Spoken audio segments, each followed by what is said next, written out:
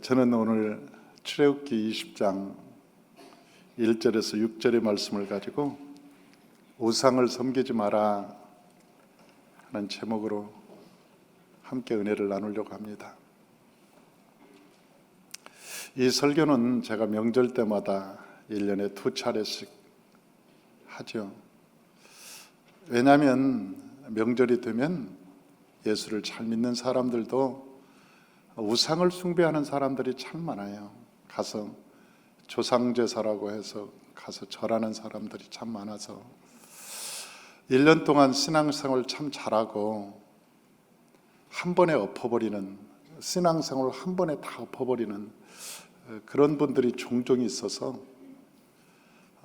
이 우상숭배라는 것이 무엇인가, 제사상에 절하는 것이 얼마나 크게 죄악인가, 그걸 알려주기 위해서 제가 1년에 2차례씩은 이 설교를 합니다. 사실은 이 설교를 설날 전에 했어야 하는데 속죄소를 하느라고, 성막을 하느라고 못했어요. 이번에 성막 설교를 끝나고 제가 감동받은 일이 있습니다. 우리 집사님 한 분이 성막 설교를 딱 끝났는데 구정 전날 저를 찾아왔어요. 목사님, 제가 성막에 큰 은혜를 받았습니다. 그래서 어떻게 하면 좋을까 싶어서 제가 하나의 선물을 준비해 왔습니다. 그런데 그 성막이 뭔지 아세요? 그 선물이 성막이었어요. 성막을 직접 만든 거예요. 법궤를 만들어 가지고 그 속죄소를 만들고 거기다 금색으로 다 입히고 그 안에 보니까 금 항아리도 있고 만나 항아리, 십계명도 만들고 쌍난 지팡이도 만들고, 그래서 너무나 똑같이 해온 거야. 너무나 똑같이. 그래서 내가 얼마나 그 감동을 받았는지, 고맙다. 이렇게 은혜를 받아서 이렇게 법궤를 만들어 오다니. 그래서 제가 참 마음에 감동을 받았어요. 그러면서 하는 얘기가, 목사님, 올해 2020년에는 내 마음에 이 법궤를 모시고 살겠습니다. 그렇게 이야기하는 것을 보고 참 감사하다. 설교를 참 자세히도 들었고, 그 감동스러워서 이걸 만든다는 게 쉽지 않은 것인데 이렇게 만들어 왔구나. 참 감사했습니다.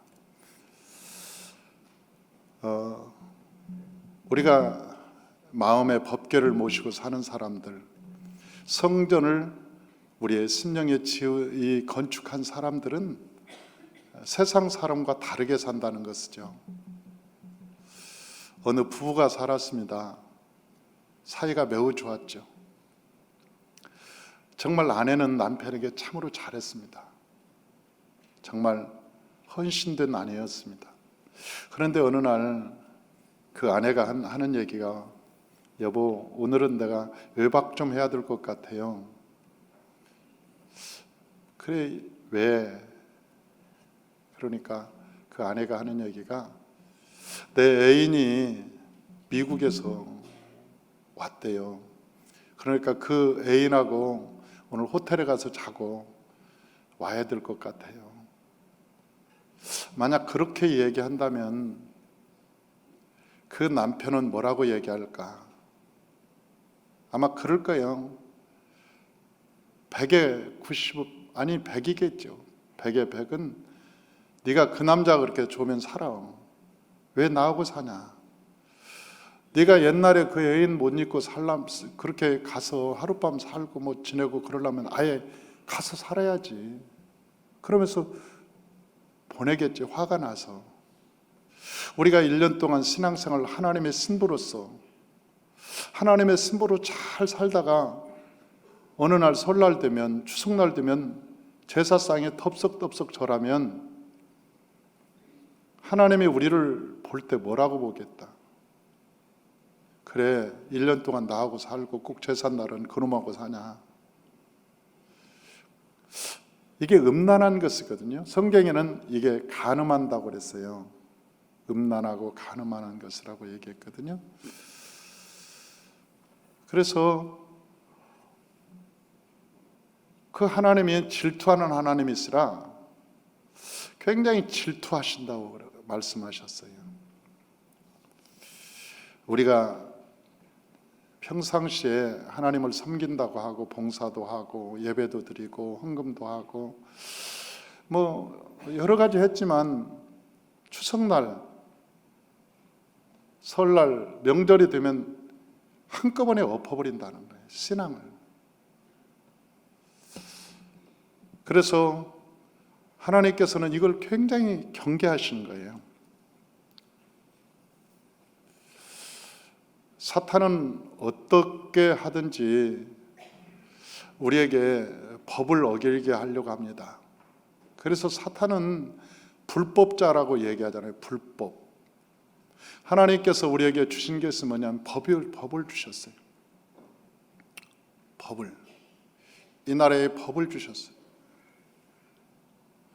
그런데 하나님의 법을 무너뜨리려고 하는 것이 마귀의 전략이에요. 저는 성경을 보면서 정말 이 자본주의가 성경적인 국가일까 아니면 공산주의, 사회주의가 성경에서 말하는 이 사회일까 많이 성경을 보면서 연구했는데 우리가 지금 살고 있는 이 사회주의, 자본주의 이것은 성경적인 사회가 아닙니다. 하나님께서 원하는 사회가 아닙니다. 물론 공산주의나 사회주의는 원칙적으로 하나님을 부정하기 때문에 그것은 더더욱 하나님께서 원하는 그런 사회는 아니죠. 이 공산주의, 중국, 북한 이런 나라를 한마디로 말한다면 중국이 어떤 나라입니까? 북한이 어떤 나라입니까? 그렇게 말하면 한마디로 딱 얘기할 수 있습니다. 거짓말 나라. 거짓말. 그래서 중국을 한마디로 말하면 거짓이 판치는 나라. 북한을 한마디로 말하면 거짓이 판치는 나라. 그러니까 거짓의 아비라고 그러잖아요. 마귀라고 하는 것은 거짓의 아비. 마귀가 꽉 붙들고 있으면 모든 사람들의 입에서 거짓말이 나오는 거예요. 이 거짓이 불법이라고 하는 것이죠. 하나님께서 우리에게 주신 것은 정직이라고 하는 것입니다. 신실한 정직이라고 하는 거예요. 저는 우리나라에 이 공산주의나 사회주의가 들어와서는 결코 안 되는 것이죠. 이것은 하나님을 부정하는 것이니까 예수 그리스도를 부정하는 겁니다. 우리 교회에 이정우라고 하는 성도님이 계셔요. 그런데 그분은 북한에서 굉장히 김정은이 측근에 있었어요. 김정일이. 우리나라에 넘어온 분들 중에 굉장히 고위층이에요. 그분이 나오고 예배 끝나면 2-3시간씩 같이 얘기합니다. 그분이 뭐라고 하는지 아세요? 목사님, 제가 북한에서 사형 집행관이었습니다. 최고 책임자였습니다. 성경을 가지고 있는 사람은 모두 죽였습니다. 예수 믿는 사람들은 한결같이 하나같이 다 죽였습니다. 왜 그러냐면 악질 반동 중에 가장 악질 반동이 누구냐면 예수 믿는 사람이라는 거예요. 우리나라 고위층도요, 이북으로 오면 대접 잘 해주면 자본주의고 뭐고 공산주의, 사회주의가 좋다고 다 얘기한대요. 북한으로 넘어가서 북한에서 최고의 대접을 해줘 버리면은요, 아, 이 나라도 괜찮네. 그리고 사상 전환을 금방 해버린다는 거예요. 많은 사람들이. 그런데 죽을 때까지 전환되지 않는 사람이 있대요. 그 사람들이 예수 믿는 사람들이라는 거예요. 예수 믿는 사람들은 차라리 죽이라고 그런대. 나는 순교해서 천국 간다고. 그러니까 예수 믿는 사람들은 도저히 안 된다는, 교화가 안 된대. 그래서 예수 믿는 사람들은 뭐 교화시킬 생각도 없는데 그냥 죽여야 된대. 그 사람들은 왜? 변화되지 않으니까.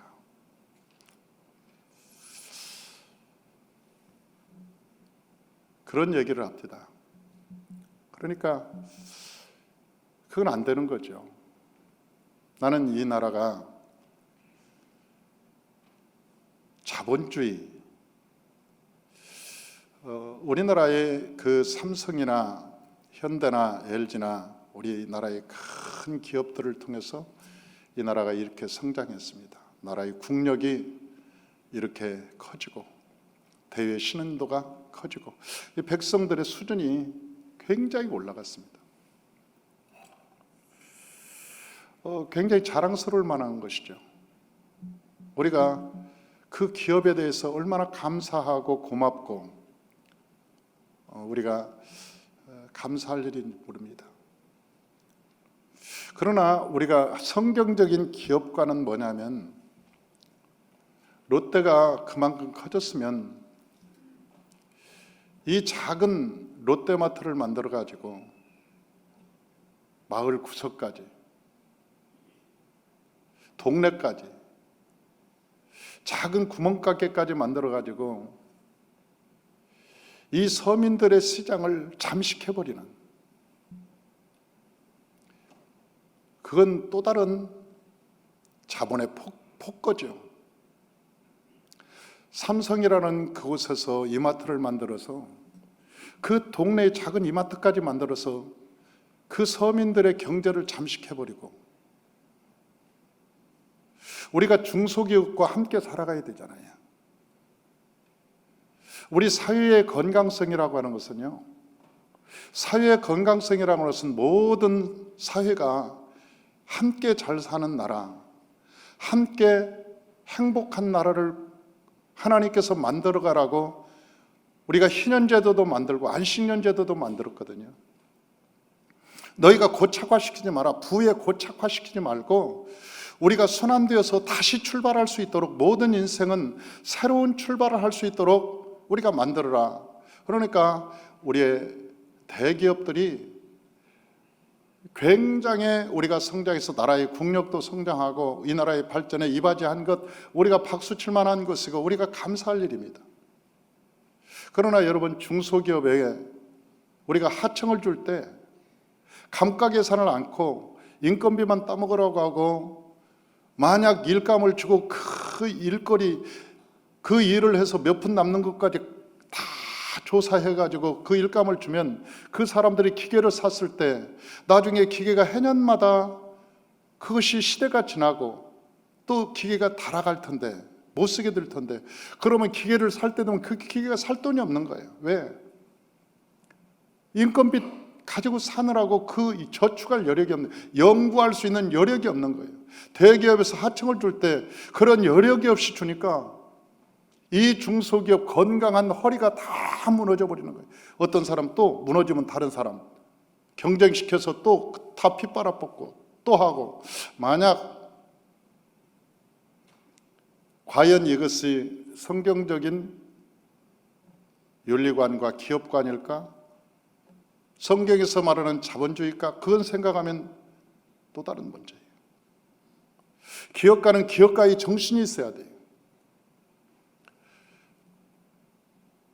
함께 살아가는, 우리가요, 태양이 돌아가면 지구는 자전합니다.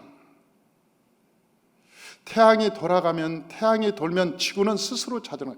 모든 자연 이치가 그런 거예요. 자연 이치라고 하는 것이 큰 기업이 돌아가면 작은 기업과 함께 돌면서 살아갈 수 있는 기업이 돼야 돼요.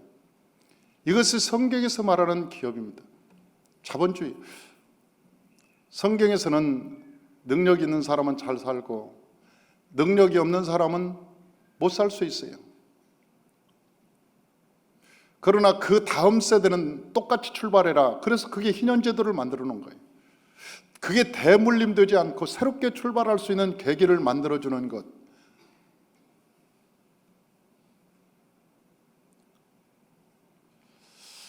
성경에서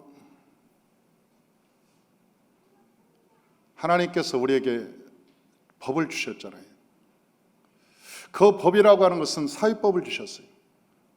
교육법을 주셨어요. 선교법을 주셨어요. 성막법을 주셨어요. 그 위에다가 모법을 주었는데 그 모법이 십계명이죠. 그 십계명을 중심으로 해서 모든 사회법이나 아니면 교회법이나 아니면 선교법이나 성막을 만드는 법, 모든 법을 주시는 거예요. 그런데 그 법의 원칙은 뭔지 아십니까? 가장 중요한 법은 약한 자의 법이었어요. 성경에서 우리에게 주는 것은 약한 자의 법, 약자에 대한 법이에요. 제일 먼저 성경에서 출애굽기 20장부터 나오는 그 법은요, 종에 대한 법입니다. 배상의 법입니다. 폭행에 대한 배상의 법. 그래서 성경은 우리에게 고아나 나그네나 과부나 이런 약자에 대한 얘기를 굉장히 많이 말씀하시고 계신 거예요. 이것을 기반으로 한 사회, 그것은 사회주의가 아니에요. 그것은 공산주의가 아니라고. 자본주의면서도 불구하고 모두가 다 이 가진 자가 횡포를 부리지 않고 가진 자가 함께 살아갈 수 있는 역량, 그런 능력, 정신, 이런 것들을 공유하는 것이 성경적인 사회라고 말씀하시는 거예요.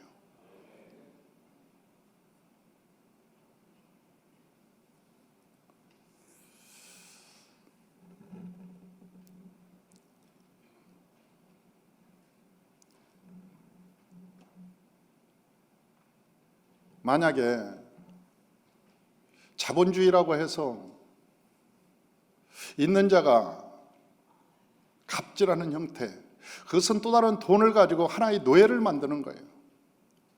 또한 폭행입니다. 그것은 엄청난 폭거예요. 많이 배운 사람들이 못 배운 사람들에게 폭력을 행사하는 것과 똑같은 거예요. 마치 신체가 건강한 사람이 신체가 불구인 사람, 휠체어 탄 사람을 다리 밑에서 미는 것과 똑같은 거예요. 야, 내가 가는데 너 귀찮게 하잖아. 비켜. 내가 가는데 왜 네가 걸리적거리니?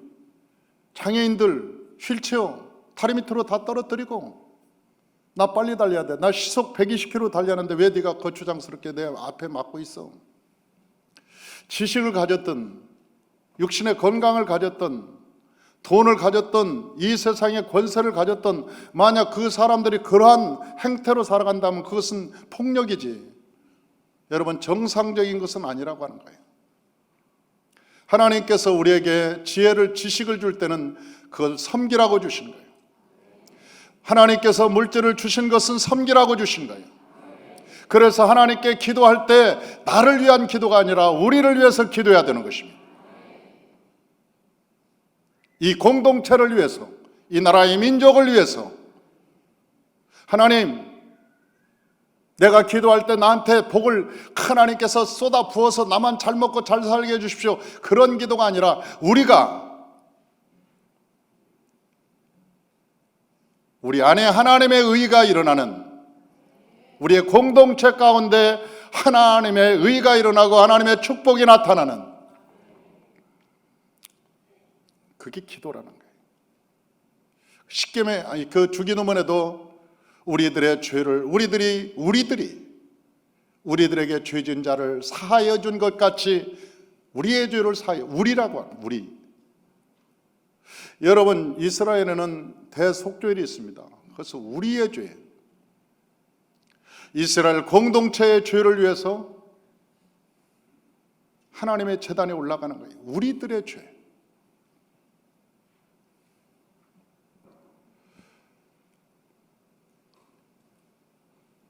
나보다도 우리 공동체라고 하는 것이 굉장히 중요한 거예요. 우리 공동체라고 하는 것은. 우리 성가대가 있습니다. 성가대 중에 우리 유리 같은 사람들은 전문가죠. 그지? 우리 유리는 전문가예요. 그러나 우리가 전문가라고 해서 자기 혼자 만약 혼자 소리를 낸다면 모든 화음이 깨져버릴 거예요. 우리가 아무리 잘해도 그 화음 속에 같이 묻혀서 나오는 거예요. 같이 조절을 할 거예요. 저분은 목소리가 좋고 찬양을 잘하더라도 그 화음에 튀지 않도록 그 목소리를 조절하면서 함께 들어갈 거예요. 그것은 하모니라고 하는 거예요. 아름다움이라는 거예요. 묻혀서 나오는 그 소리가 어쩌면 우리에게 굉장한 아름다움이죠.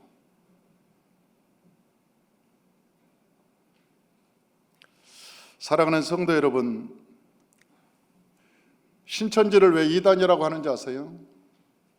신천지가 거짓말장이에요. 몰래 숨어서 옵니다.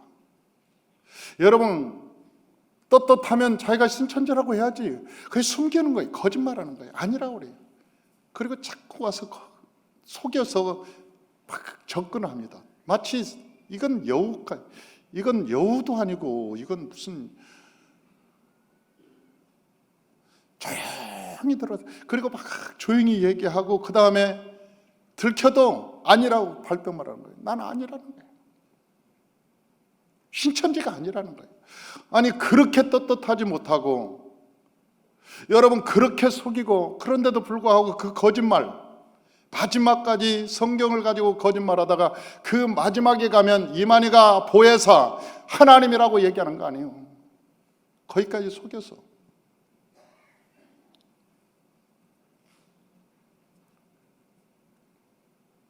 사단은 거짓의 압이라고 그랬어요. 거짓의 압. 그러니까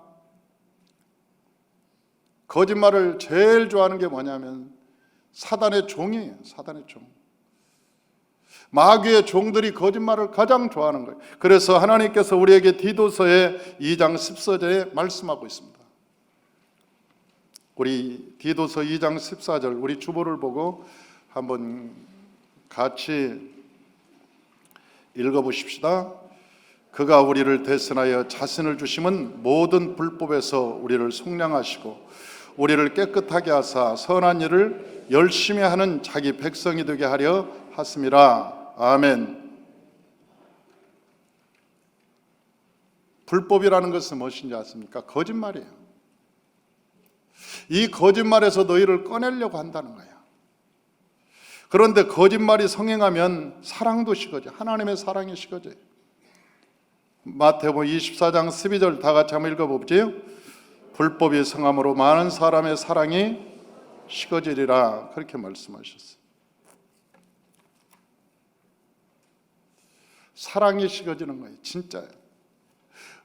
우리 서로 거짓말하기 시작하면요 서로 못 믿는 거예요.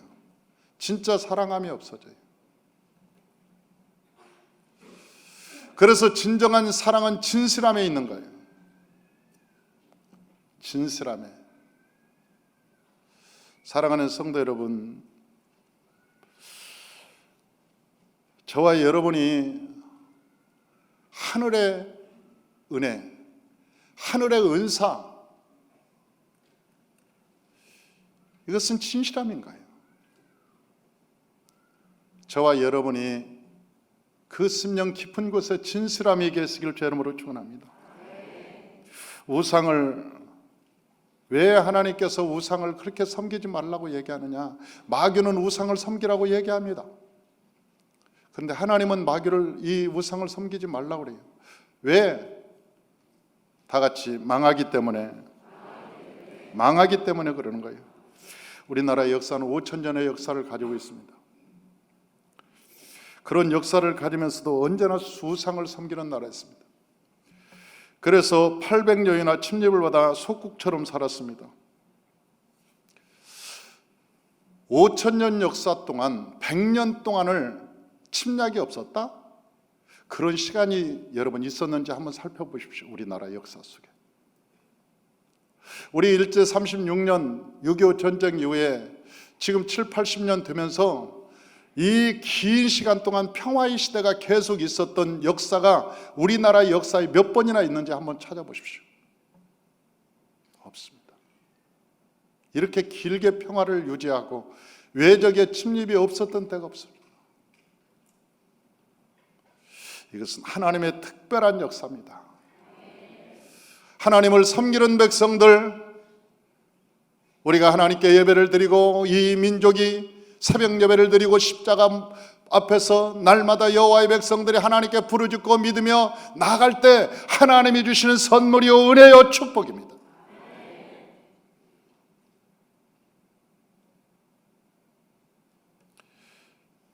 우리는 추석이나 설날이 되면 조상제사라고 해서 제사를 지내는데 어떤 사람들은 이것을 유교에서 왔다고 생각해요. 그러나 성경에서 실제 말하면 이 제사는 성경에서 왔습니다. 성경의 첫 번째는 5가지 제사로부터 시작해요. 제사가 나와요. 성경에서.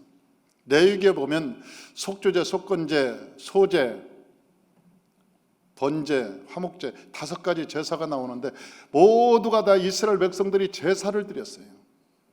이 제사는 어디서부터 나오느냐? 성경에서부터 나와요.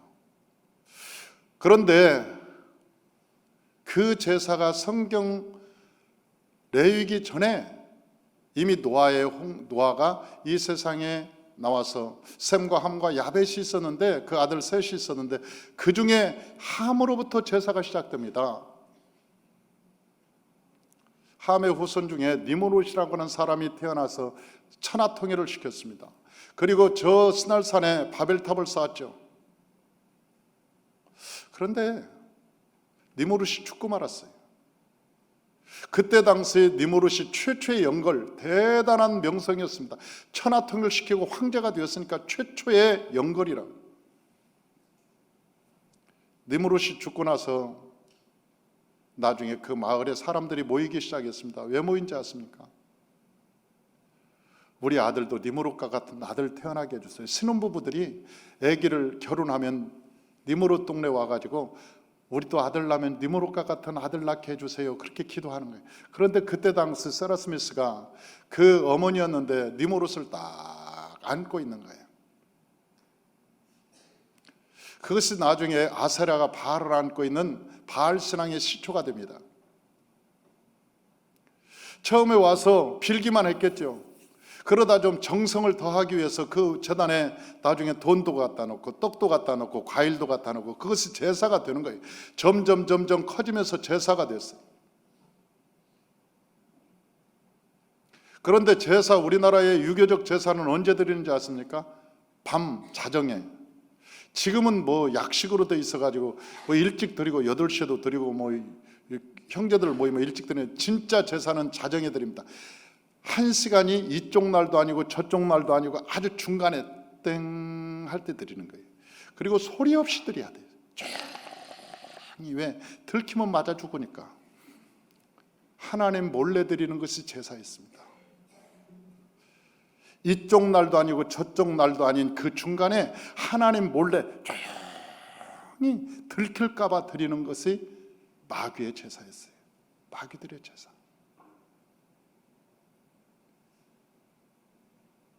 그래서 제사 드릴 때는 소리 하나 내서는 안 됩니다. 딸깍딸깍 소리 내서 야 소리 내지 마. 그러면서 뭐라고 하는지 아세요? 조상이 떠난다. 귀신이 왔다 그 소리 시끄러우면 떠난다는 거예요. 여러분 얼마나 어설픈 것입니까? 제사라는 게. 혹시 들키면 큰일 날까 봐 소리 하나 못 내고 조용 밤 그것도 자정에 이쪽 날도 아니고 저쪽 날도 아닌 그 자정에 몰래 드리는 그 제사 얼마나 어설픕니까? 그런데 우리는요 하나님 앞에 모여서 아주 광명처럼 대낮에 하나님께 찬송 드리고 기뻐하며 할렐루야 하고 하나님 받으시라고 하나님께 예배 드리는 그 예배, 여러분 어떤 것이 아름답습니까?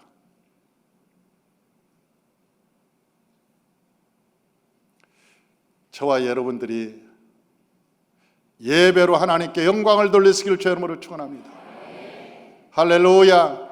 여러분 제사를 드리는데도 어떤 사람들이 1대 2대만 드리고 3대 아이 귀찮아, 우리 그 위에 조상들은 필요 없어, 우리 그냥 아는 아버지 할아버지만 드릴 거야. 그러면 그 위에 고조 징조 할아버지는 다 노숙자 되게? 영혼의 노숙자가 돼서 빼빼 말라가지고 제사 안 차려주면 그 밥을 못 먹고 얼마나 화가 나고 해코지 하겠어요. 만약 있다면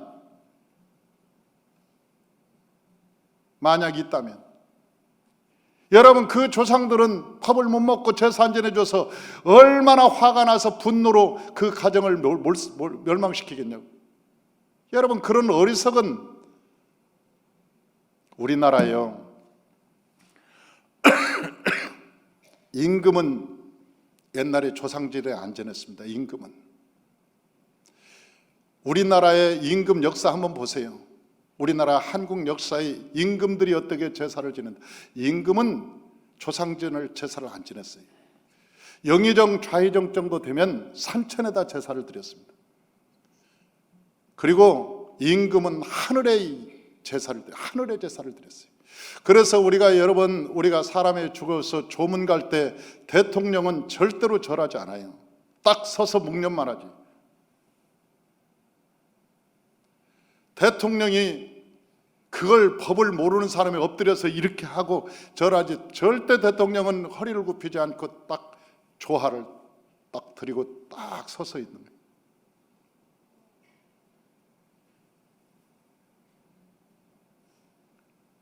왕도 옛날에 왕만이 하늘에 제사를 드려, 하나님께 제사 드렸다. 왕만.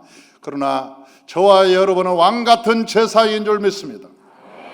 할렐루야. 저와 여러분은 왕 같은 제사. 그래서 왕 같은 제사장만 하늘에 예배를 드릴 수 있는 자격이 있는 거예요. 그러므로 오늘 이 설교를 들은 여러분들은 다시는 하나님 앞에 온전한 예배를 드려야지 제사 드리는 일이 없도록 하시길 바랍니다. 하나님의 백성은 어떻게 살아야 되나? 우리 두 번째, 하나님의 백성들은 어떻게 살아야 되느냐? 하나님을 섬기는 것이 하나님 백성의 특권이라고 하는 거예요. 왜 시편 19편 7절에서 10절에 나와 있습니다. 다 같이 시편 19편 7절에서 10절 다 같이 한번 읽어봅니다. 여호와의 율법은 완전하여 영혼을 소성시키고 여호와의 증거는 확신하여 우둔한 자를 지혜롭게 하며 여호와의 교훈은 정직하여 마음을 기쁘게 하고 여호와의 계명은 순결하여 눈을 밝게 하시도다. 여호와를 경외하는 돌은 정결하여 영혼까지 이르고 여호와의 법도 진실하여 다 의로우니 금 곧 많은 숭보다 더 사모할 것이며 꿀과 송이꿀보다 더 달도다. 할렐루야. 사랑하는 성도 여러분, 우리가 예수 믿으면 우리의 영혼이 영혼이 살아난다는 거예요. 하나님을 섬기면 저와 여러분이 살아날 줄로 믿습니다. 힘을 얻고 막 꿈틀꿈틀 싹이 나고 꽃이 피고 막 열매를 맺고 우리의 영혼이 살아난다는 거예요. 두 번째, 하나님께서 우리에게 말씀하시기를 여호와의 이 증거는 확실하여 우둔한 자를 지혜롭게 된다는 거예요. 우리가 지혜로운 사람이 되는 거예요. 지혜로운 사람이 된다는 거예요. 뿐만 아니라 하나님께서 우리에게 말씀하시기를 우리의 마음이 기쁘게 될, 여호와의 교훈은 정직하여 우리의 마음을 기쁘게 하고 우리의 마음이 왠지 기쁨이 충만하고 우리의 마음에 기쁨이 충만해요. 우리가 예수 믿으면 왠지 모르게 내 마음이 기쁨이 충만하고 은혜가 가득하고 할렐루야. 기쁨이 충만해지는 거야. 이 기쁨이 하나님의 은혜를 받은. 또한 하나님께서 우리에게 말씀하시기를 너의 여호와의 교훈은 순결하여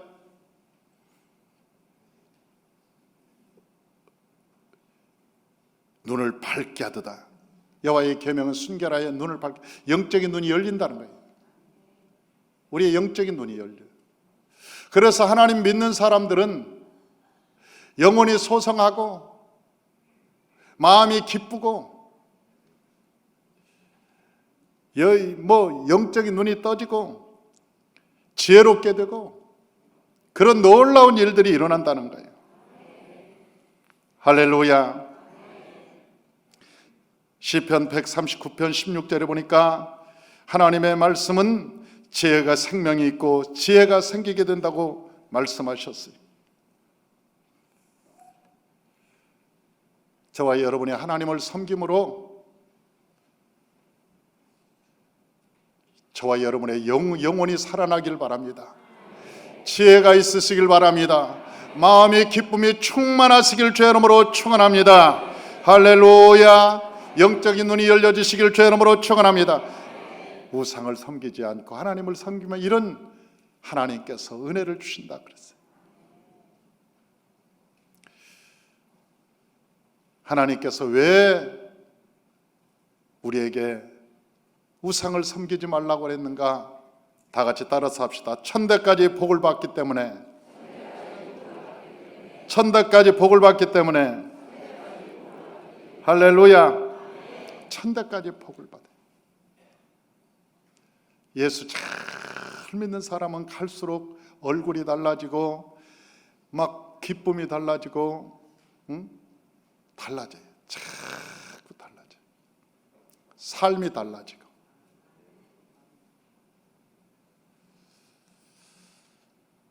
저는 이 제단에서 재벌들이 수없이 쏟아질 걸 나는 믿습니다.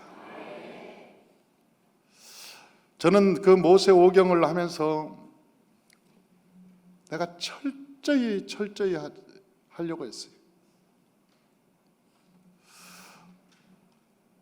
우리의 삶이라고 하는 것은요, 축복받기 위해서 사는 게 아니에요. 하나님의 영광을 위해 사는 것이지. 축복은 하나님이 덤으로 주시는 거예요. 하나님이 어떤 분인데? 여러분, 우리가 복 따라가면요 망합니다. 복 따라가면 망하는 거예요. 복은 누가 주시느냐? 하나님이 주시는 거예요. 나는 역대상 29장의 말씀을 참 좋아합니다. 그게 뭐냐면 여호와의 위대하심과 권능과 영광과 승리와 위엄이 다 주의 것이니 천지에 있는 것이 다 주의 것으로소이다. 주권도 주께 속하였사오니 주는 높으사 만물의 머리가 되심이나이다. 부와 귀가 주님께로 말미암고 주는 하나님께서 천지의 주대가 되사 그 손에 권세와 능력이 있사오니 모든 사람을 크게 하심과 강하게 하심이 여호와의 손에 있나이다. 하나님의 손에 나라도 있고 개인도 있고 우리의 가정도 있고 건강도 있고 하나님의 손에 다 있는 거예요. 크게 하심과 강하게 하심이 여호와의 손에 있는 거예요. 여호와의 손에 있는 거예요.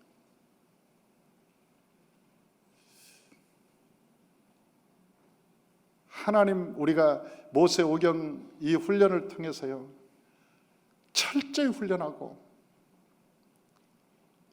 우리가 하나님의 말씀대로 살기로 결단하고 오직 예수로 살기로 마음먹고 믿음으로 가면 하나님이 우리를 눈동자처럼 보호해 주신다고 그랬어요. 우리 안수 집사님 한 분이 차를 한 50대 가지고 사업을 하는데 우리 창세기 훈련을 받으면서 이 안수 집사님인데도 불구하고 사업 때문에 술 먹고 담배 피고 사업할 때가 되면 연말이면 거래처 안 떨어뜨리려고 찔러주고 매일 그러다가 내가 훈련을 할 때 그랬거든요.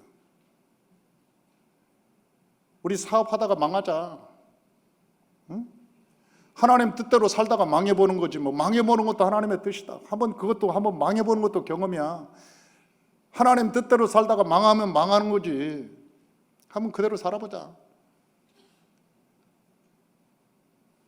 그랬더니 그 한 집사님이 그 훈련을 받고는 은혜를 받았어요. 목사님 어느 날 그러더라고. 이제 저 망하면 망할랍니다. 그래서 대고 그랬거든. 도저히 하나님 뜻대로 살다가 망하면 우리끼리 살자. 뭐 식당에서 밥은 해줄 거고, 아니 밥 먹고 뭐 사는 것은 뭐 불편한 거 없다. 우리끼리 뭐, 아니 하나님 뜻대로 살다가 안 되면 새만금 가는 거지 뭐. 그래서 우리끼리 그냥 먹고 사는 거야. 거기서 기도하고 천국 소망 갖고 가는 거야. 그러나 그럴 리는 없겠지. 그럴 리는 없겠지만 만약 그러면 내가 그랬어요. 입혀주고 먹여주는 것은 내 책임이니까 먹여주고 입혀주겠다고 그랬어요. 사업하다가 망한다 그러면 오라고. 그랬더니 우리 안수집사님이 그러게 봤다. 그렇게 했더니 사업 거래처가 뚝뚝 떨어지는 거야. 왜? 옛날처럼 안 하니까. 그래가지고 사업 거래처가 뚝뚝 떨어져. 1년 동안 우리 안수집사님 엄청나게 고생하고 그것 때문에 힘들었어요. 1년이 딱 지나갔어요. 그러니까 믿음을 시험해 보신 거지. 하나님도 진짜 네가 믿음을 지키나 안 지키나. 술 안 먹고 담배 안 피우고요, 저녁에 거래처 사람 안 만나니까 시간이 그렇게 남더래. 술은 안 먹으니까 아침에 일어나기도 편하고, 또 일찍 끝나서 집에 오니까 시간이 남으니까 성경 공부 숙제하고 또 기도하고 성경 보고 아침에 일찍 일어나서 기도하고, 얼마나 시간이 풍부하는데 1년 후에 딱 보니까요 사업이 배로 성장한 거예요. 우리 김현태 한수상 어디 계셔? 네? 2부 예배 드렸구나. 지금 이 교통팀에서 봉사하는 거예요.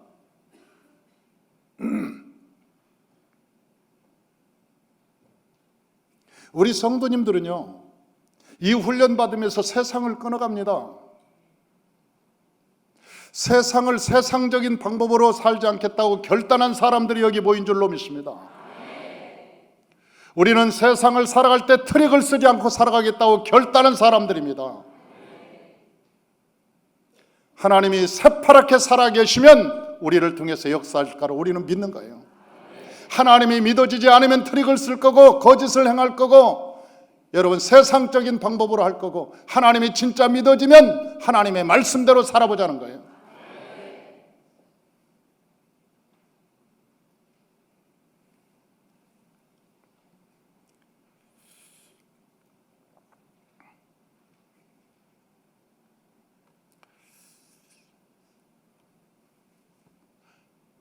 하나님의 복, 진짜 복이 뭘까? 너희는 먼저 그 나라와 그 일을 구하라. 그럼 내 모든 것을 내가 너에게 더하여 주시리라.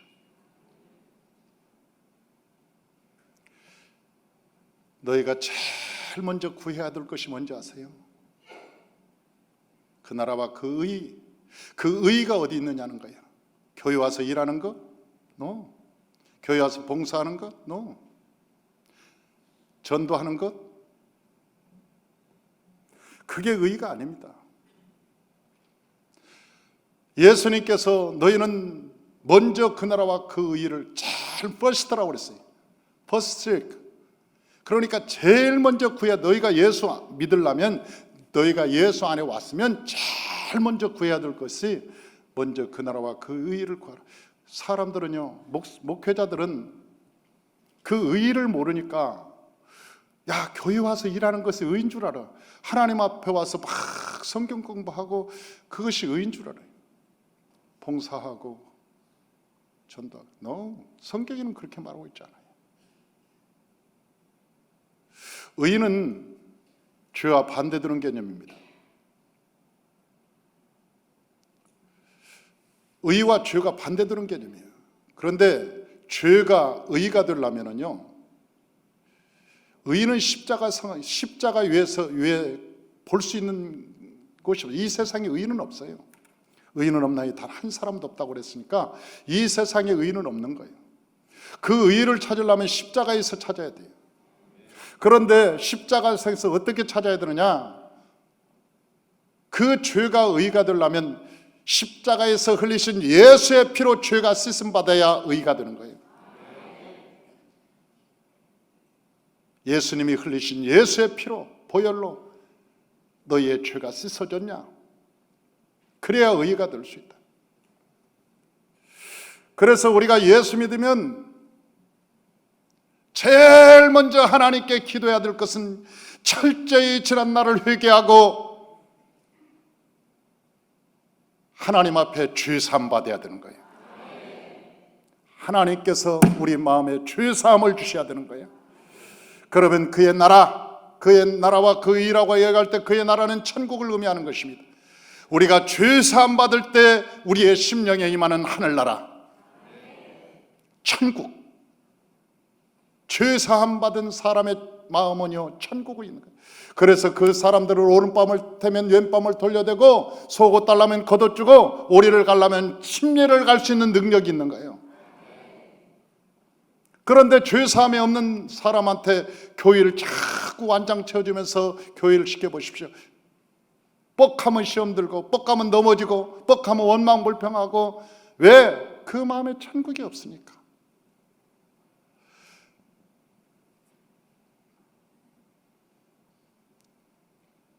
이번 금요일 날도 제가 설교했지만 유월절 어린 양을 먹는 데는요 하나님께서 그냥 먹으라고 하지 않았어요. 문설주야 인방에 피를 바르는 곳에 들어가면 산다. 그래서 그 밤에 다 들어왔잖아요. 그런데 그 집에 왜 들어갔냐? 유월절 어린 양 먹으려고 들어갔거든. 왜 우리가 십자가에 있는 곳, 십자가는 예수의 피를 의미하니까 왜 십자가에 왔느냐? 구원받으러 왔거든. 그러면 구원받은 백성들이 그 다음에 어떻게 해야 되느냐? 여러분, 유월절 어린 양 문설주와 인방에 피가 있는 곳에 들어갔거든. 거기서 뭐 어떻게 알아보냐? 어린 양을 먹으라고 그러잖아요. 어린 양을 먹으라고.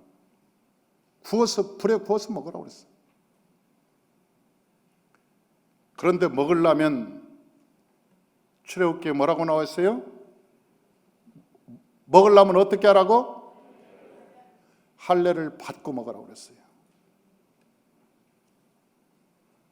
그때 당시 그 집에 들어와서 어린 양을 먹는데 할례 받기 싫어. 나 그냥 구원받으러 왔지. 내가 할례까지 받아야 되냐? 나 싫어. 할례 받으려면 나 고통스러워. 피를 흘려야 돼. 나 싫어. 그런 사람들이 너무나 많았다는 거야. 그걸 성경에서는 잡족, 섞여 있는 물이라고 얘기하는 거예요. 그 사람들이 결국 선동을 일으키고 교회를 분열시키고 교회 문제를 만드는 거예요. 할례를 받지 않은 백성들. 오늘날에도 교회 가면 문제 해결돼.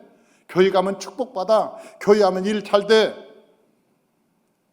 일 잘 될 줄 알고 왔지. 축복받을 줄 알고 왔지. 천국 간다니 왔지. 그런데 할례 받아. 그리고 어린 양을 먹어. 세상을 끊어. 그리고 말씀을 먹어. 그것까지는 못하겠는데? 그것까지는 힘들어.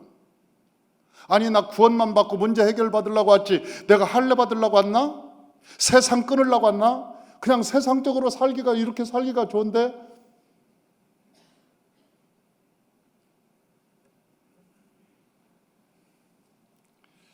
양심에 찔리는 사람만 여기 손을 대봐요.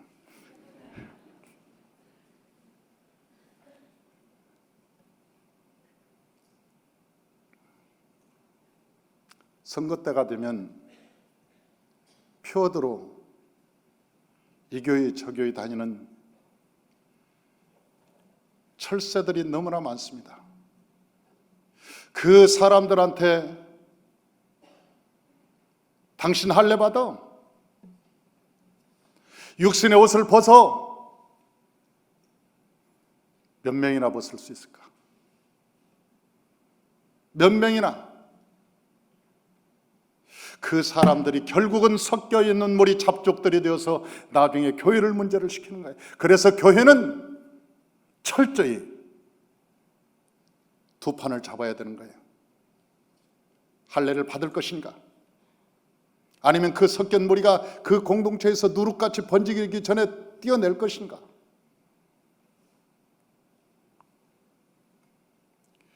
교회는요, 하나님이 이 공동체를 세워주시는 거예요. 교회는 천국 가기 위해서 있는 거예요.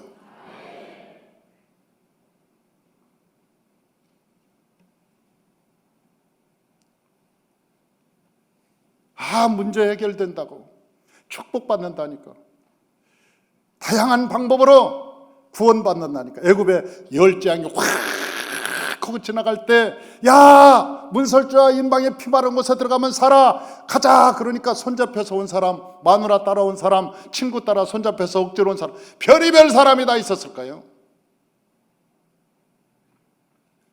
그런데 할례 받으라고 그러니까, 내가 뭐 할례 받으려고 여기까지 온 건 아니지. 멈칫거리면서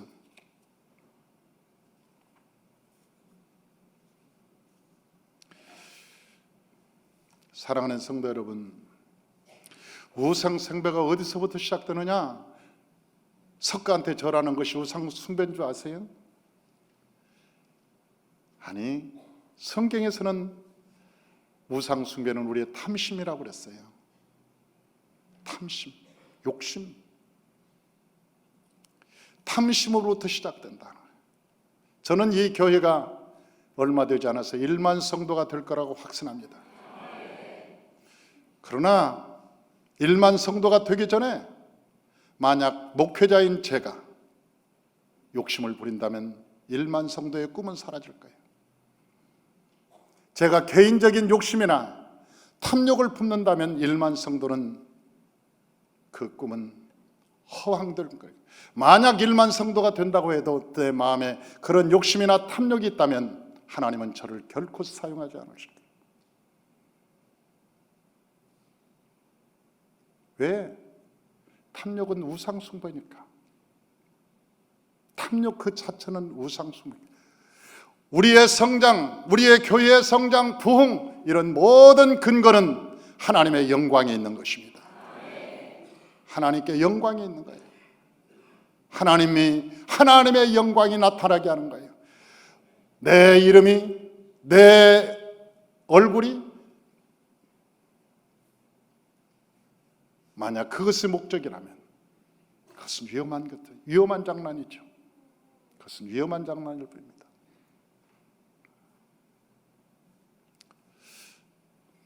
그것도 또 다른 우상이기 때문에 그렇습니다.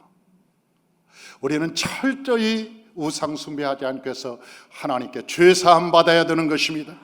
하나님의 성령을 모셔야 되는 것입니다. 성령을 인정하고 환영하고 모셔드리고 의지하면서 성령의 인도함 따라 순종하며 믿음으로 살아가는 저와 여러분이 되시길 주 이름으로 축원합니다. 그럴 때 하나님이 우리에게 주시는 그 복은 무한할 것입니다. 하나님이 우리를 사용할 것입니다. 저와 여러분의 입술의 기도를 들어주실 것입니다. 2020년도에는 저와 여러분이 무시로 깨어서 근신하며 하나님께 여러분을 드려주시기를 주의 이름으로 축원합니다. 제일 먼저 중요한 것은 내 죄사함입니다. 그리고 내 마음에 천국을 이루는 것입니다. 죄사함 받은 자는요, 교회에서 일하지 마세요. 제발 교회에서 일하지 마세요. 그래도요, 몰래 기도하고 몰래 와서 일하고 죽인다고 해도 와서 합니다. 그러나 여러분, 거듭나지 않은 사람은요, 하라고 하면 직분 줄 때 해요. 칭찬할 때 해야 합니다. 조금만 시험 들면 때리치고 가요. 그건 성도가 아니에요. 그건 성도가 아니에요. 성도가 목회가 뭔지 아세요? 목회라고 하는 것은 성도들에게 죄사함을 주고 성령을 받게 하는 거예요. 그러면 교회는 뜨거워지게 돼 있는 거예요. 교회는 저 혼자 그 사역을 하는 것이 아닙니다. 우리 같이 하십시다. 우리 모두 같이 하십시다. 여러분들이 전도해서 제일 먼저 성령 받게 하십시오. 주의 삶을 받게 하십시오. 그들이 하나님의 말씀으로 생명을 걸고 믿음으로 살아가도록 하시길 주의 이름으로 축원합니다. 기도하겠습니다.